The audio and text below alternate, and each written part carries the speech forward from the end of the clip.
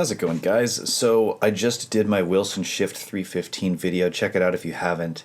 And it brings me to a point that I've been wanting to talk about a little bit. I just didn't quite know how to phrase it, or I didn't quite have my rant together. And I'm not saying that I necessarily do now, but it's gotten to the point that I feel like I want to get this off my chest, and it just has to do with 18 by 20 rackets specifically. So I want to give you guys a second just to guess for fun.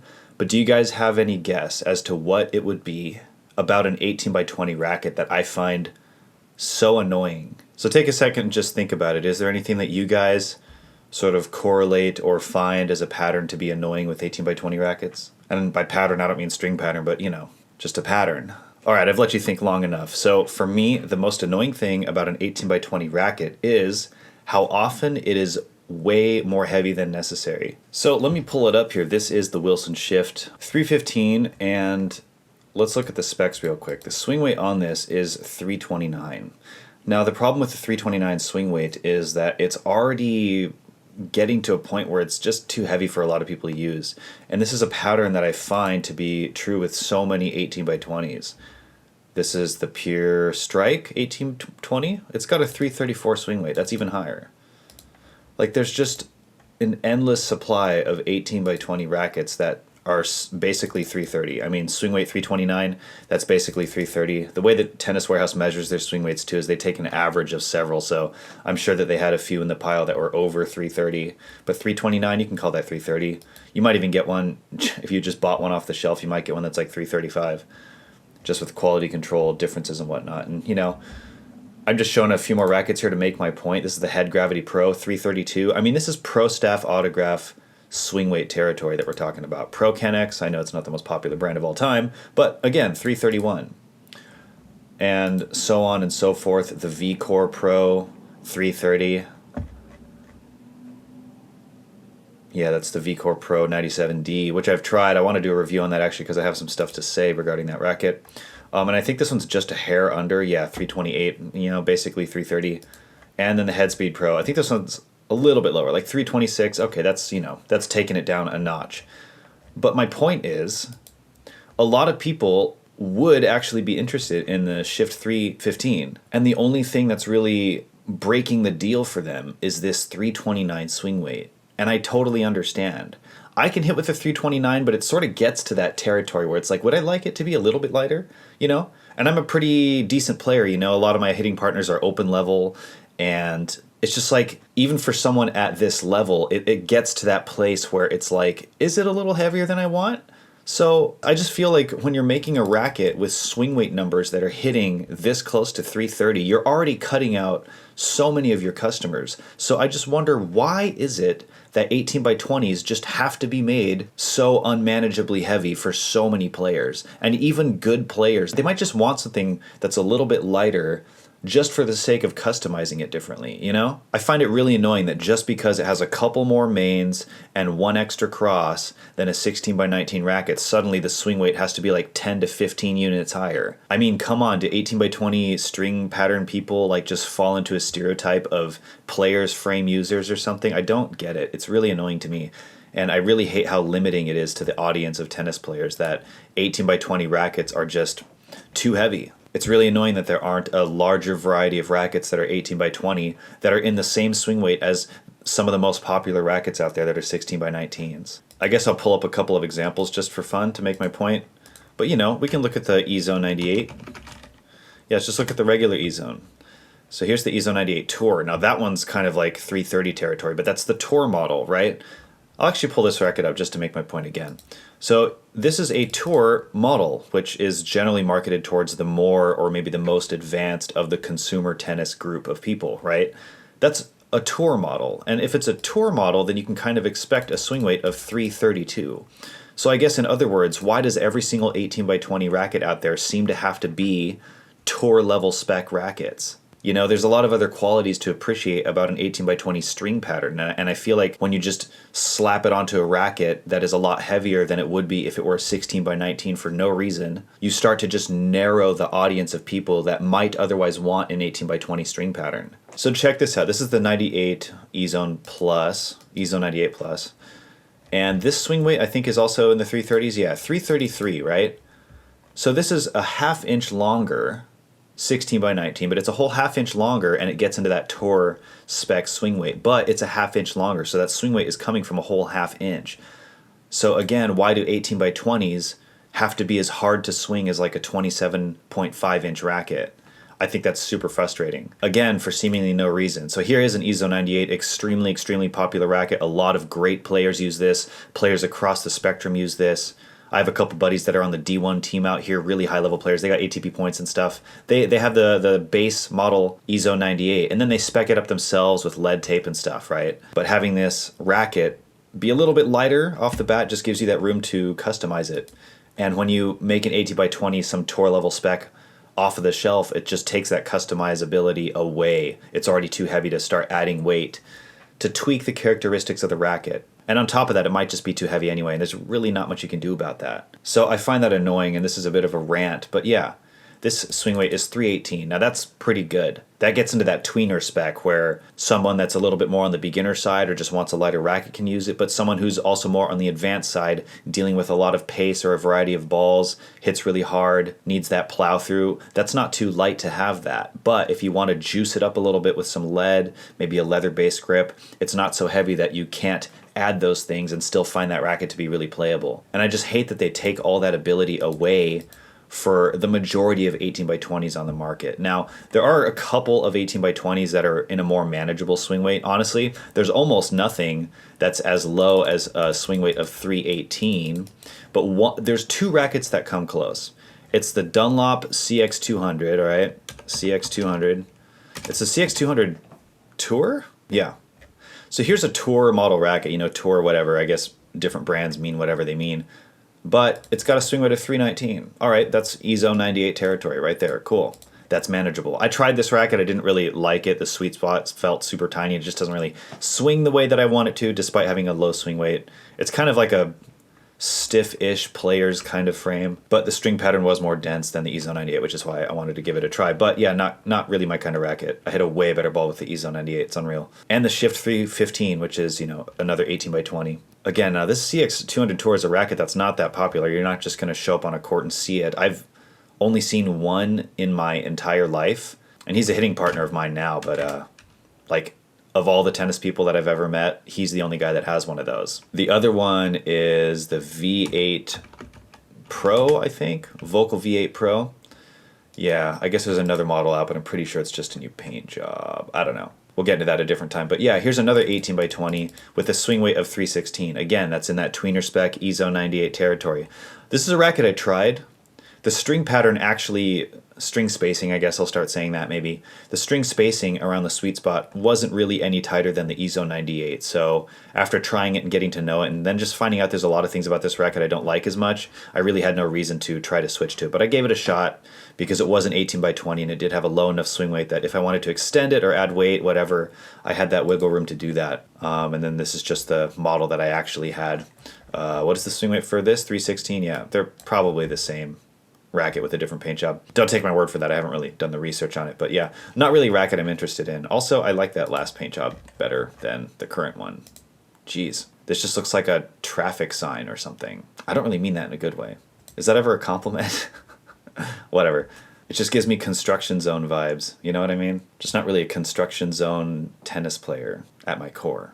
I'm not. So, my point is that I don't understand why 18 by 20 rackets so often, by a large majority, have to be in a swing weight or weight category that already eliminates so many potential customers of that string pattern. I think it has something to do with some kind of a stereotype of 18 by 20s being a little more control oriented, and maybe they just take that a step further by making everything about the racket more control oriented. It's almost as if to say that people who want an 18 by 20 are going to want a heavy racket, but as I've put more content out there and I've reviewed a couple of 18 by 20 rackets, and now I've felt this myself too, but I'm seeing that my viewers also share the same sentiment, and I haven't really expressed this before, but a lot of people are saying, oh, I really wanted to try this racket, but I'm worried that it's going to be too heavy, or they did try it and they liked it, but it was ultimately too heavy. So clearly a lot of people feel that way. I think a lot of people out there would like to try an 18 by 20, but just can't because it's too heavy. there's a lot of things to enjoy about an 18 by 20 racket. Now I'll say this, I think a racket is actually, besides your technique and stuff,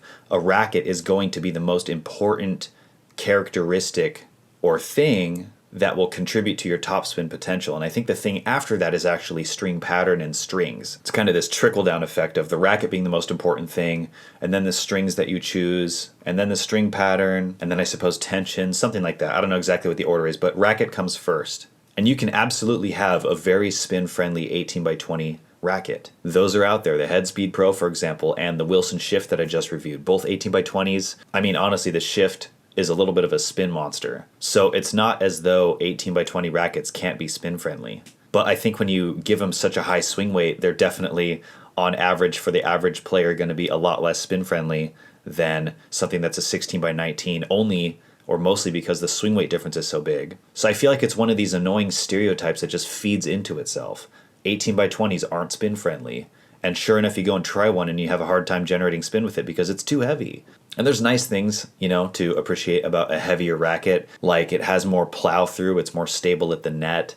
You don't have to do quite as much work to feel that stability or plow through or power in some regards. But over the course of a match with a lot of pace, or if you're more on the beginner end of the spectrum and your swings aren't quite as compact as they could be, I suppose, that weight is really going to take a toll on your energy levels. Like your endurance is just, it's going to take a hit from swinging that weight around over and over again. And I think once a racket gets into that 330 territory, it starts really dividing the type of players that can handle a ton of pace and have been playing for a long time and have really clean, compact strokes, etc. Like once you cross that 330 threshold, that's really the only type of person who can really effectively use that racket. But there's also some older school players who have pretty sound technique and they just like the plow through, and their game isn't happening so quickly that they need to rapidly be able to take back their racket and accelerate through. But they do enjoy that stability. Their game might be a little bit slower, and it's nice to just be able to plow through the ball without having to have such an aggressive swing. So there are a couple of different kinds of markets, but I think, again, it just narrows down the audience so much. And I'm sure that a lot of the consumers are frustrated. I'm frustrated. There's a lot of rackets that I might want to try, but it's like, okay, well, this swing weight is just, it's too much, so I'm not even going to bother. So now that I've gone from extended length rackets to standard length rackets, it's actually opened up the ability for me to consider more rackets because, you know, I'm not going to be extending a racket anymore. I'm pretty comfortable in that 27-inch length. I might, you know, mess around with it a little bit, but there was a time where I was looking to make a racket 28 inches. And yeah, trying to do that with an 18 by 20, impossible pretty much. Ridiculous, I should say. So there it is. That's my rant. I saw some comments on it on my most recent video. I've seen it on other videos of mine. So I see that there is some sentiment out there about that, and I just wanted to get that off my chest. So if that's how you feel, I feel your pain, I feel your frustration. I wish that there was something I could do about that. But it is super annoying that there isn't just, like, why aren't the 18 by 20 rackets just the same weight as the 16 by 19 versions of that racket? Like, why did you guys just have to slap on an extra 10 or 15 grams or 10 or 15 units of swing weight just because there's a couple more strings on it now? Like, why did you have to do that? You know? I would have loved to try the 18 by 20 version of this 16 by 19 racket, but now you've made it too ridiculous for me, so I guess I'm just stuck hitting with the 16 by 19. Thanks. That's how it feels to me. So yeah, let me know. If that's how you feel, let me know. And I want to say one more thing. I want to talk about Restring Zero because I made a comment earlier about how 18 by 20s are not spin friendly. Now I'm talking about how that's kind of a stereotype and not necessarily true. So people think 18 by 20s aren't as spin friendly because there are more strings and therefore more string friction and therefore less snapback and therefore less topspin. Now, I think that way of thinking is actually very reasonable. However, I want to say two things. I hit with an EZone 98 and the string spacing is actually closer together than a lot of 18 by 20s, and I've proved that in a lot of my content. So I have a 16 by 19 racket, but I get absolutely disgusting topspin with it, despite the fact that the string spacing is tighter than a lot of 18 by 20s. All right, so that friction argument would apply to this racket, right? But I still get nasty topspin. Now, there are other factors, but let's focus on this real quick. One of the reasons that that friction argument doesn't necessarily matter for me as much is because I'm using a string called Restring Zero. And the reason this string impresses me so much is because it has so much more snapback than I've ever seen in another string. This string has somehow managed to reduce the friction between the strings to the point that I can't even get the mains to really sit out of place. So these strings in an 18 by 20 still have insane snapback for the entire lifespan of the string, and I'm talking for weeks. You know what, I'm going to go ahead and grab my shift since I have restring 0 in there, and I'm going to show you. It's an 18 by 20. I'm going to show you what I'm talking about. You guys need to see it to believe it. Alright, so here is the Wilson Shift 315. I just did a video on this so you can see how much topspin I'm getting with this racket in that video. And this setup is the exact same as in that video. And I also have this pure Aero 98 here, and this has Hyper G in it. So let's start with this racket, okay? This is what I'm talking about. Look at this, right? See that? See how the main just kind of stays out of place? Alright, now these Hyper Gs are actually more fresh in the racket than my Restring 0. Alright, so you can see that there's a clear opening here. So it's interesting that I can just pull these strings aside and get them to stay out of place pretty easily, right? Now this is very typical. If you use a polyester like RPM Blast, Polytour Pro, Head Hawk Touch, yada yada yada, dude. The list just goes on. They're all gonna perform just like this, alright? The strings do easily stay out of place. Alright, see I'm pushing them back now. Now they're straight. Not that one, but yeah. See that? Yeah, you can see that. It's a lot closer here, a lot more open here. I can poke my finger through there, but not here at all. Alright, I've made my point with the Hyper G on the Pure Aero 98. So this is Restring 0 in an 18 by 20 compared to a 16 by 20. Now, just by looking at the two rackets, you can tell that the Pure Aero 98 has a more open string pattern, but on paper it also does. Now let me show you what happens when you do the same with Restring 0, alright? So just like on the Pure Aero, we're going to pull this sideways. You see how that just snaps back into place? See that? Even if I do it really slowly, it just snaps back. It snaps back way better than the Hyper G. So I'll show you one more thing on the Pure Aero 98. It's pretty easy to get the crosses out of place. Now these strings are notched, right? So you can hear them notch, notch, notch. Right? You can tell that these three are just staying out of place. Can prove that by snapping back into the notches. Now I had to manually do that, so let's do the same test on the Wilson Shift now. If I try to get these strings, which are also notched, to stay out of place, watch what happens. See, it just snaps back into place on its own. I can't get these to stay out of place, which is a testament to the snapback. Just can't do it. So think about Restring 0 like this. Restring 0 reduces the friction way more than an 18 by 20 will increase friction. Does that make sense? So don't fall into the stereotype that an 18 by 20 racket can't be spin friendly. If you watch my Wilson Shift video review of me playtesting with this racket, you will clearly see how much topspin I am getting with this racket with these exact strings. So don't fall into that stereotype. But it is annoying that a lot of 18 by 20s are in that 330 swing weight category, and this is no exception, unfortunately. And if you want to get 10% off of Restring 0, you can use my code. You can type in Time for Tennis, which is my code on the website, or you can just click my link down below in the description. It should automatically apply. But yeah, you take a string like Hyper G, Tour Bite, RPM Blast, Polytour Pro, Head Hawk Touch. I mean, the list just goes on. They all do this. They all notch.